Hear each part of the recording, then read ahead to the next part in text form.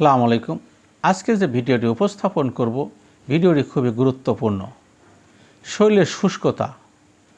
স্বাভাবিক খাবার খাওয়ার পরেও শরীর যখন শুষ্ক থাকে, ত্বক শুষ্ক থাকে, তখন এটি অবশ্যই শরীরের ভিতরে কোনো সমস্যা কাজ করে।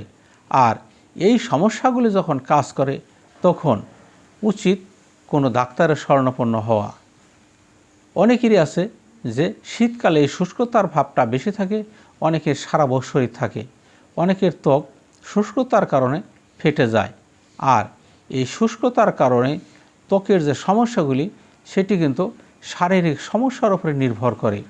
এই জন্যই হোমিও চিকিৎসায় যদি আপনারা লক্ষণভিত্তিক ওষুধ খেয়ে থাকেন তাহলে ভালো উপকার পাবেন।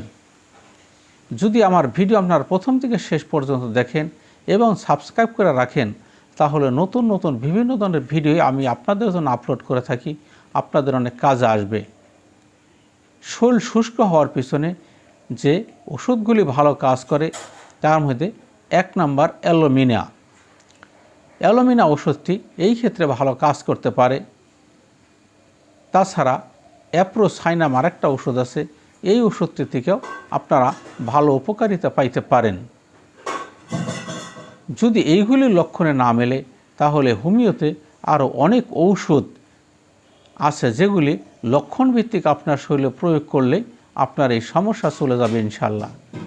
কাজেই আপনারা যদি আমার এই ভিডিও দেখেন নিয়মিত তাহলে আপনারা অনেক উপকার পাবেন। আর যদি সাবস্ক্রাইব করে রাখেন তাহলে আমি যখন যে ভিডিও আপলোড করি সাথে সাথে আপনারা পেয়ে যাবেন।